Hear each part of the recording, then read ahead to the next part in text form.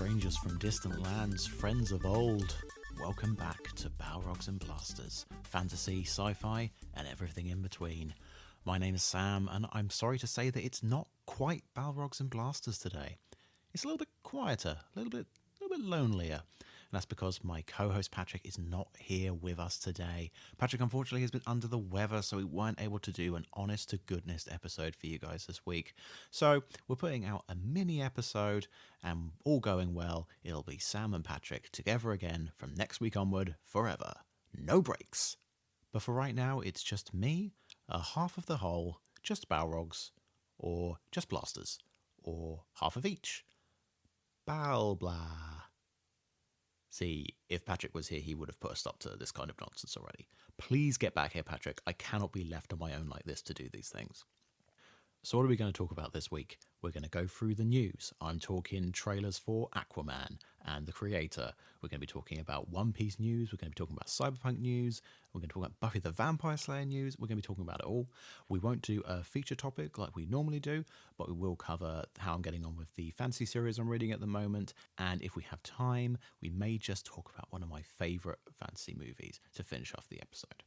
So without further ado, let's get into the news for this week. First thing that's up, we found out that Buffy the Vampire Slayer is going to have a sequel series coming out, not on TV, but on Audible. So the plan is that there is going to be a new original story that is going to be set 10 years after the original show's finale. Apparently, there's going to be a load of people coming back. So Amber Benson, who was Tara in the original show, Anthony Head as Giles, Charisma Carpenter as Cordelia, Juliet Landau as Drusilla, James Charles Leary as Clem, Danny Strong as Jonathan, Emma Caulfield Ford as Anya, and James Masters coming back as Spike. So there's no sign at the moment of Sarah Michelle Gellar. There's no mention of her being involved in the program. So it's not clear if it's actually going to be a Buffy the Vampire Slayer story in name only, and it's going to be maybe a new Slayer that's coming in, or if it's going to be someone else who's going to be voicing Buffy. So this isn't the first time that they've brought Buffy the Vampire Slayer back after the original series. Obviously, when there was the Angel TV series as well, but also there was a Dark Horse comic series that came out. But the way that they seem to be positioning this is that this is the first canon continuation of the show, not including Angel, I suppose, but that all the Dark Horse comics would be considered to be non-canon, I suppose.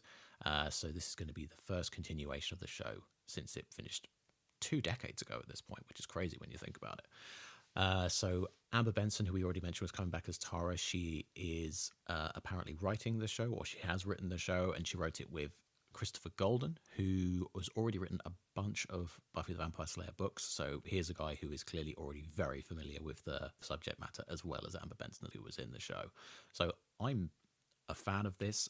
Particularly, I'm a big fan of bringing back a popular franchise, but in a different sort of way, without the hassle of, trying to recreate the original series exactly as it was in the same format and having to avoid like those direct comparisons. Like a good example would be there were trailers coming out this week for the new Frasier TV series and how it's trying to make it look exactly as it was, but obviously it's not. And the first thing you do is just make those direct comparisons between the two. But with this, you're taking it in completely a new direction.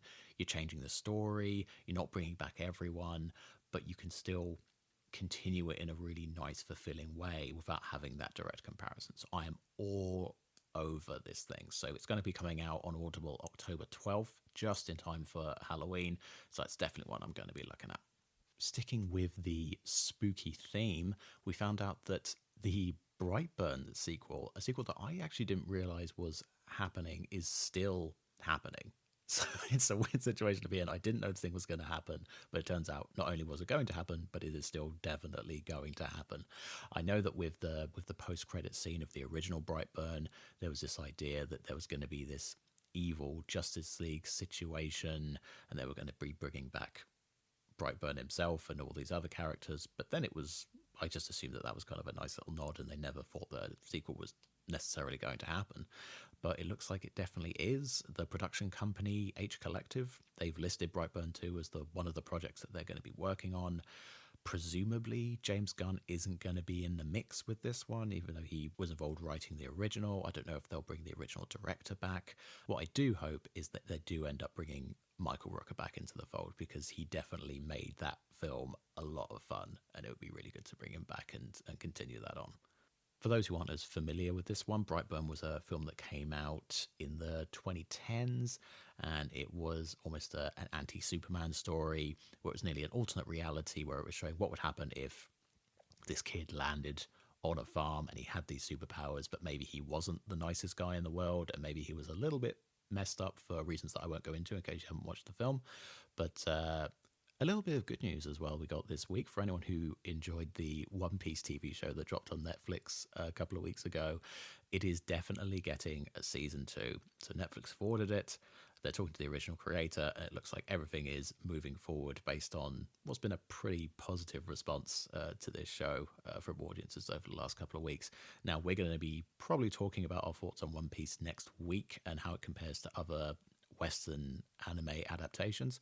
So won't go too much into my feelings on this one before next week, but it is a good thing to see. Like, you know, we saw that they brought out Cowboy Bebop last time around and it didn't really work out, and there wasn't a second series. But with this one, they've clearly had a lot of investment and a lot of vested interest in making it work. Apparently, it costs 17 million or so per episode, which I think for Netflix is their second most expensive show after Stranger Things.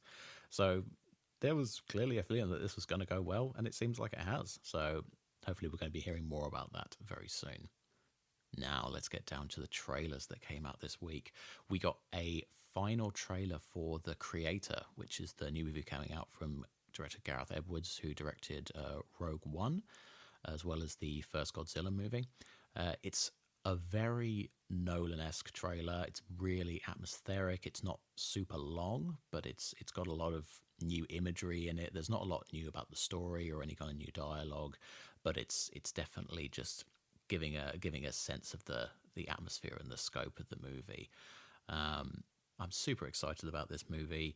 I love Gareth Edwards. I love the stuff he does. Everyone talks about his ability to make scale look really realistic and make big things look really big and give them weight and stature. So it's going to be great to see how he manages that with this movie. And already looking at the trailer, it seems like he's definitely bringing that sense of scale back in. He's going full sci-fi epic, which is always really good to see. It looks like a really big swing, which, whether it works or not, is always super entertaining. So definitely going to go and see this one when it comes out. We also got a trailer for the DLC for Cyberpunk 2077 Phantom Liberty. So this one was all cinematic, full Idris Elba, basically taking over what Keanu Reeves was doing for the original trailer for Cyberpunk 2077. It looks fantastic. Like, the direct comparison I made with this was, does CG Idris Elba look better than CG Harrison Ford in Indiana Jones and the Dial of Destiny? I know it's not a direct comparison you can make, because Idris Elba is in a fully CG world when he's in this trailer, and Harrison Ford is around regular aged people. But it just looks really spot on, and like, even though it's just the cinematic, it's a really good indication that this stuff is going to be gorgeous when it comes out. And it's nice to see, you know, announcements of a Cyberpunk 2077 release that aren't steeped in controversy or worries about bugs and all of that. So hopefully this one will come out and it will be a nice kind of fully fledged seamless release, which I'm really looking forward to. But the biggest trailer we got this week by far has to be for Aquaman 2. We already got a teaser a few days before, and then there were reports that came out that director James Wan does admit that having kind of teaser trailers or trailers for trailers is a silly way of going about things. And then we very quickly got the actual trailer out, which was great. What a bizarre situation to be in with this film. Like, my biggest question going in and before I saw the trailer was, is this going to be a completely different take than the original Aquaman movie to reflect that this whole DCEU universe is coming to an end? Or is it going to be exactly the same old original recipe, Jason Momoa Aquaman, with something maybe tacked on at the end to basically show that the universe is finishing up? Based on this trailer, my guess is it's the second one, because it seems a lot like the original movie. I don't know the last time I watched the original Aquaman movie, but I think if you'd shown me this and said that it was footage from the original movie, I may not have guessed that you were lying. So it's similar enough kind of stuff. Like Momoa is back, Kidman is back, Temuera Morrison's back, Patrick Wilson's back, Yahya Abdul-Mateen is back, and they're all having a grand old time. Black Manta is now the main villain, and he's got the power of the mystical ancient Black Trident, which seems kind of super convenient because it also goes with his name and his whole outfit, and it's not like he's got like a gaudy topaz trident that he's trying to show off with his outfit or anything like that. But he's causing big problems, and Aquaman is here to sort it out by teaming up with his half-brother Patrick Wilson's Orm. But here's the thing about it, though. Like, Aquaman was such a huge movie, like in terms of battle and set pieces and spectacle, and I'm not necessarily sure I'm seeing anything in this trailer which ups the ante in that way. Like, I know that Aquaman is a dad now and he's actually the king, so he's more about protecting his son and protecting his people, more so than the original one, which is about him essentially meeting his destiny. And maybe that's how they'll change the stakes a bit, but there was no action set pieces in the trailer that seems super above and beyond the first movie. Now, maybe they're saving stuff, maybe there's secret stuff that they can't show right now that will really kind of step things up, but it'll be interesting to see how that plays out. I mean, one of the biggest questions about this trailer for a lot of people was, are we going to see Amber Heard in it? Because there were a lot of rumors and speculation flying around that her role was being pared back following all of her legal dealings with Johnny Depp, and then the studio was sitting back saying that no, that isn't the case, that it's going to be the same sized role. And I think people came to this trailer with the same questions as they did with the Loki 2 trailer and Jonathan Majors. You know, given all the stuff that's going on in the background, were they going to remove him entirely, or were they going to keep him in the mix? And I think we got the answer, because overall in the trailer, I think there's one proper shot of Amber Heard as Mera. Like, I may have missed some other shots, but if I did, then they weren't very clear. And the one shot that I remember of her is that she seems to be trapped in a room and trying to break out of it, which, I mean, as a metaphor, is pretty on the nose, as it feels like she's actually trying to break out into the trailer itself instead of being trapped in this one frame. You know, you have to ask in that situation, were the people making the trailer trying to feed into the story and into the intrigue around Amber Heard? You know, maybe not, but it will be interesting to see like what role she plays in the movie as a whole, because it's still a big ensemble cast, and it's, with the first one, it was really her and Jason Momoa basically going through all the adventure together, but in this one it seems like it's going to be more Jason Momoa and Patrick Wilson, so it'll be interesting to see what her role ends up being. We also found out this week in Marvel news that the Marvel VFX workers have unanimously voted to unionize, which is good. Yeah, they should be unionized. This seems to be a positive knock-on effect from the current strikes that are going on. The union that only works as Marvel's in-house VFX workers, so it's not the larger Disney VFX group, but apparently Disney's visual effects crews have filed for their own similar kind of election to decide whether or not to unionize themselves. So it'll be interesting to see how that plays out as well. And it'll be interesting to see if they follow suit and this knock-on effect continues. And it looks like the Marvel VFX workers will engage in some kind of bargaining negotiations with their employer to figure out what their final contract's going to be. So hopefully that all goes well for them. Good luck to you, men and women who work in the Marvel VFX industry. So one of the last things I wanted to talk about is the book that I'm reading at the moment. So the last couple of weeks, Patrick and I talked about the sci-fi or fantasy novels that we're working through at the moment. At the moment, I'm working through R.J. Barker's The Bone Ships, which is the first book in the Tide Child trilogy.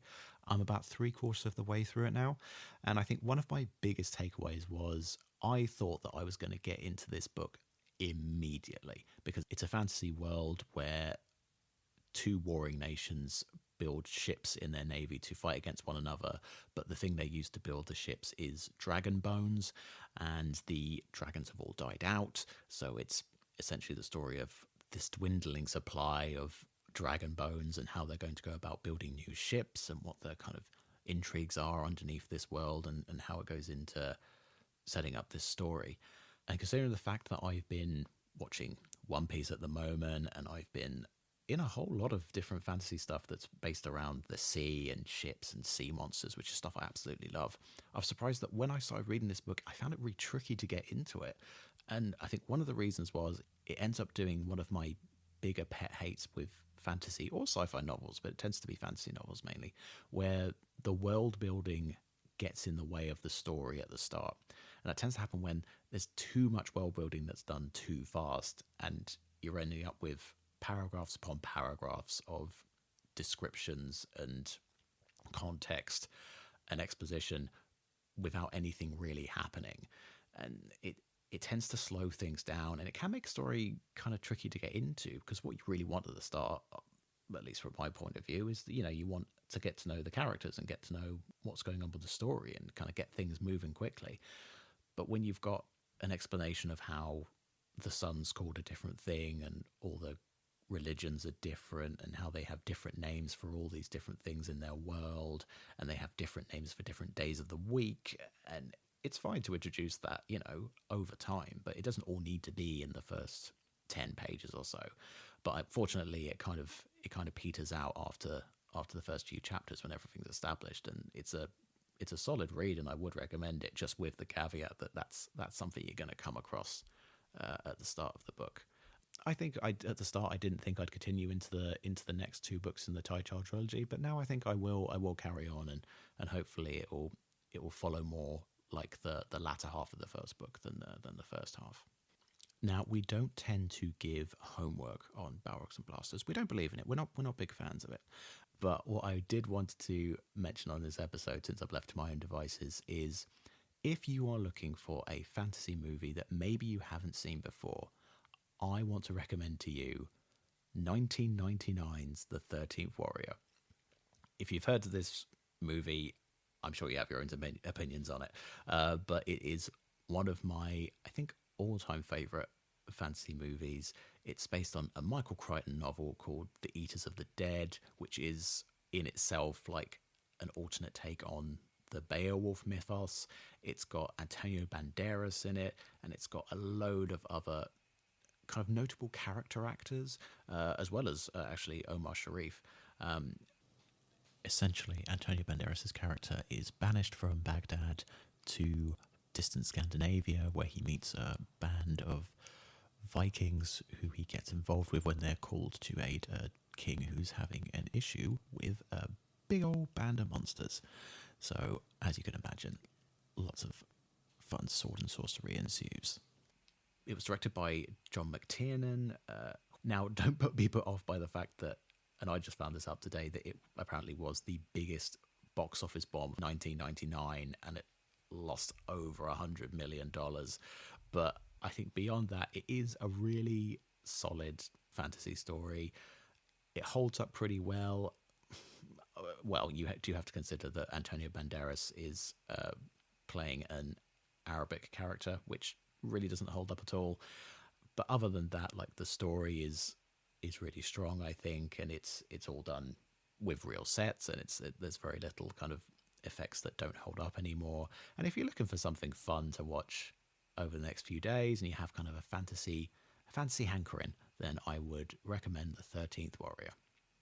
So I think what I'll probably do is finish up the episode there. I know it was only a short one this week, but I cannot have fun repartee and back and forth on my own, unfortunately. But hopefully we'll have more of that next week when it's myself and Patrick back in the chairs together. So thanks very much for dropping in and listening to this mini episode of Balrogs and Blasters. Check us out at Balrogs Blasters on YouTube and Instagram, or visit us at balrogsblasters.com, and we will be speaking to you again real soon. Bye now.